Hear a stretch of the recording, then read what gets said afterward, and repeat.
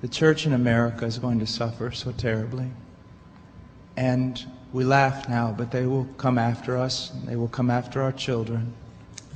They will close the net around us while we are playing soccer mom and soccer dad, while we are arguing over so many little things and mesmerized by so many trinkets. The net even now is closing around you and your children and your grandchildren, and it does not cause you to fear. You will be isolated from society, as has already happened. Anyone who tries to run for office who actually believes the Bible will be considered a lunatic until finally we are silenced.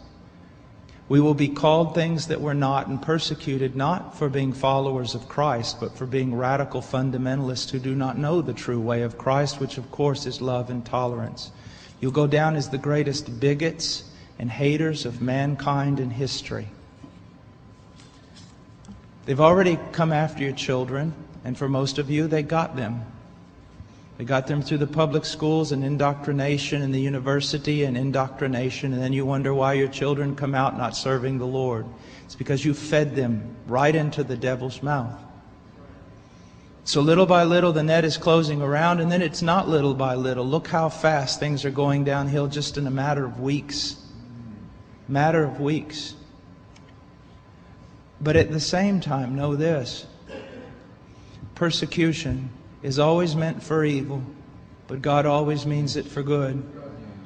And is it not better to suffer in this life, to have an extra weight of glory in heaven? You must settle this in your mind. This is the one thing I want to say over and over. Do not believe. Down through history, you have a wrong idea of martyrdom and persecution. You think that these men were persecuted and martyred for their sincere faith in Jesus Christ. That was the real reason, but no one heard that publicly. They were martyred and they were persecuted as enemies of the state, as child molesters, as bigots, as narrow-minded, stupid people who had fallen for a ruse and can contribute nothing to society.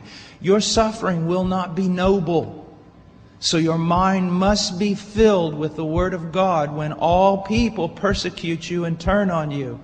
And the Spirit of God in common grace pulls back, and you see even your children and your grandchildren tossing in the lot that you should die. This is no game.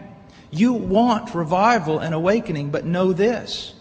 For the most part, great awakenings have come only preceding great national catastrophes or the persecution of the church.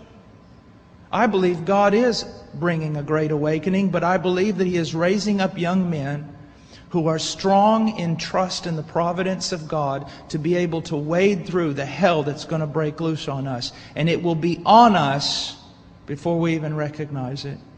Unless in God's providence, He is not done. He is not done. Now note, this is not silly talk. Apart from a great awakening, these things are going to come upon you. Be ready to lose your homes, your cars, and everything.